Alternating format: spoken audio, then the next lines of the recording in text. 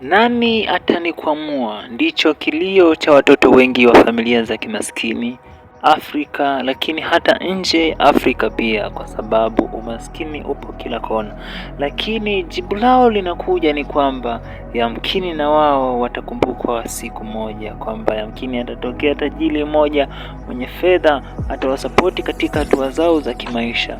Na mimi nikupe jambo moja au nikupe kazi moja, kwamba unalo jukumu kubwa la kuhakikisha kwamba unamuinua hata mmoja, wawili, watatu kutoka katika familia za kimaskini, kuhakikisha kwamba na yeye anatoka kimaisha, kwani elimu ndio ufunguo wa maisha. Hata kama mtu hatafanikiwa kwa sababu ya elimu, lakini itampa mwangaza wa namna gani apambane, namna gani afanikiwe katika maisha kwa ujumla. Hivyo nakupa jukumu lako sasa, nenda akafanikiwe, lakini usiwasahau ambao bado hawajafanikiwa, kwa sababu riziki yao iko mikononi mwako.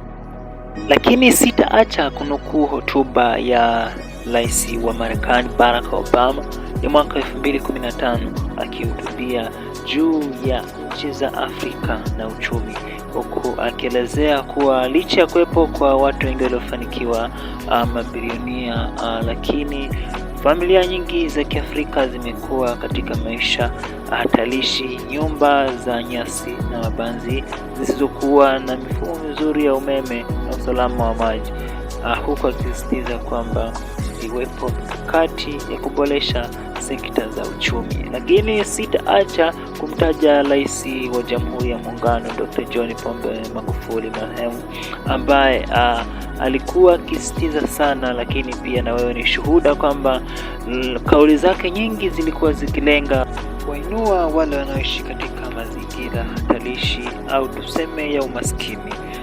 Najua na wewe kuna namna moja ama nyingine umewahi kukutana na mtu ambaye ni maskini, familia maskini, umeshindwa hata kusoma, hawana ada, hawana mavazi uniform kwa ajili ya shule, hawana daftari wala kalamu, hawana moja wala mbili. Unaweza ukajitolea ukamchukua hata mmoja ili kumsaidia kukomboa kutoka katika familia ya kimaskini. Huenda akawa mkombozi wa familia hiyo. Usiache kutenda wema, Mungu atakulipa usipozimia moyo, kama yasemavyo maandiko matakatifu. Sisi kama Smart Generation tunakutakia mafanikio mema. Usisahau kuwatendea wengine mema. Usisahau kusubscribe, comment na kushare. Tunakushukuru sana kwa kuendelea kufuatilia nasi. Asante.